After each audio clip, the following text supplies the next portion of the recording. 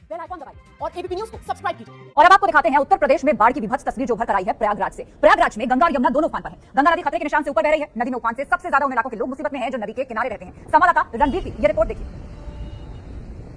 तो ये प्रयागराज की तस्वीर है जो अपने आप में पूरी कहानी खुद कह रही है। वही प्रयागराज जहां पर आयोजित कुंभ मेले की तारीफ पूरी दुनिया ने की थी। यहाँ के प्रबंधन को पूरी दुनिया ने देखा था, सराहा था। पर अब देखिए वहां कहीं कोई जमीन नजर नहीं आ रही क्योंकि गंगा का जलस्तर इतना बढ़ चुका है। हमारे संवाददाता विस्तार से आपको बता रहे हैं।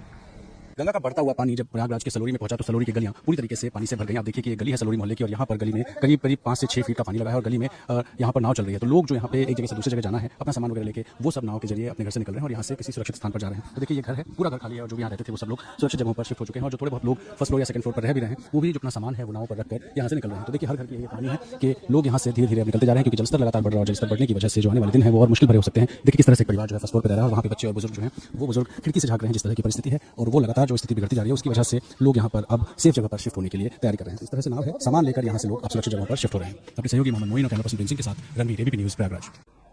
तो प्रयागराज के हाल तस्वीरें ही बयां कर रहे हैं। गंगा नदी यहाँ पर उफान पर है। प्रयागराज में वो इलाके डूब चुके हैं जहां कुंभ मेले का आयोजन हुआ था। हमारे संवाददाता रणवीर सिंह की एक और रिपोर्ट देखिए। इस साल की शुरुआत में प्रयागराज में कुंभ का महाआयोजन हुआ था और जिस जगह पर कुंभ का आयोजन हुआ था उस जगह आज रत्ती भर भी जमीन दिखाई नहीं दे रही है। मैं मौजूद हूं गंगा जी के पुल पर और बिल्कुल सामने ये जो जगह देख रहे हैं जहां सिर्फ पानी ही पानी है, ये वही जगह है जहां पर कुंभ का आयोजन हुआ था। करोड़ों लोग कुंभ में शामिल होने आए थे लेकिन आज जमीन कहीं भी दिखाई नहीं दे रही है, हर जगह पानी ही पानी है। मैं बिल्कुल सामने आपको दिखाऊंगा कि ये जो बड़ा सा एक मंदिर है ये विमान मंडपम मंदिर है जिसके ठीक बगल से एक रास्ता आता था और वही रास्ता कुंभ में प्रवेश का सबसे बड़ा मार्ग था और सारी पेशवाई जो होती थी वो उसी रास्ते से होती थी, लेकिन आज वो रास्ता भी नहीं दिखाई दे रहा है। साथ ही आपको पीछे की तरफ दिखाऊंगा कि सारी नावें इस वक्त घाट पर खड़ी हैं और इस जगह पर एक और रास्ता सामने से आता है जहां बोर्ड लगा हुआ है। तो सारे रास्ते इस वक्त जो संगम क्षेत्र में आने वाले हैं उन रास्तों तक पानी पहुंच चुका है और उसके बाद आपको बिल्कुल सामने दिखाऊंगा वो किला जिस किले के अंदर वटवृक्ष है और साथ ही ऑर्डिनेंस फैक्ट्री भी है। पानी इस वक्त किले को छू रहा है और बिल्कुल सामने की तरफ जो पेड़ दिखाई दे रहे हैं पानी के बीच में डूबे हुए, उन्हीं पेड़ के पास में संगम नोज है जहां पर करोड़ों लोग हर साल आते हैं आस्था की डुबकी लगाने। उसी जगह पर गंगा और यमुना का मेल होता है। इस वक्त पानी बहुत ज्यादा बढ़ा हुआ है और एक मेरे बिल्कुल सामने आप देख सकते हैं पानी के बीच में तिरंगा लहराता हुआ दिखाई दे रहा है। ये जो तिरंगा है ये ठीक वो जगह है जहां पर गंगा की आरती शाम को होती है, लेकिन जिस जगह पर आरती होती है वहां से काफी ऊंचाई तक इस वक्त पानी आ चुका है। ऐसे में लगातार जो जलस्तर बढ़ रहा है, खतरे के निशान को लगभग छूने को है जो जलस्तर है, उसको देखते हुए इलाहाबाद प्रशासन ने जिले में अलर्ट घोषित कर दिया है और लगातार स्थिति पर निगरानी बनाई रखी है।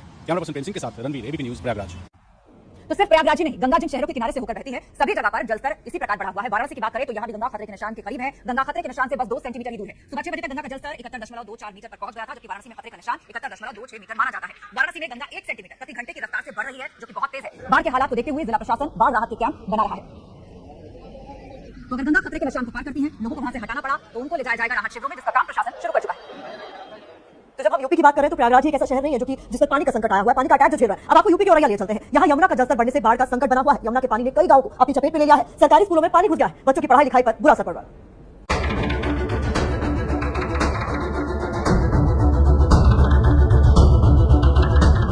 ये तस्वीरें यूपी के औरैया की है जहां यमुना का जलस्तर बढ़ने की वजह से बाढ़ ने तबाही मचाई है और यहाँ के ग्रामीण इलाकों में भरे पानी ने जनजीवन अस्त व्यस्त कर दिया है। गांव के अंदर पानी भरने से सबसे ज्यादा नुकसान कच्चे घरों को पहुंचा है।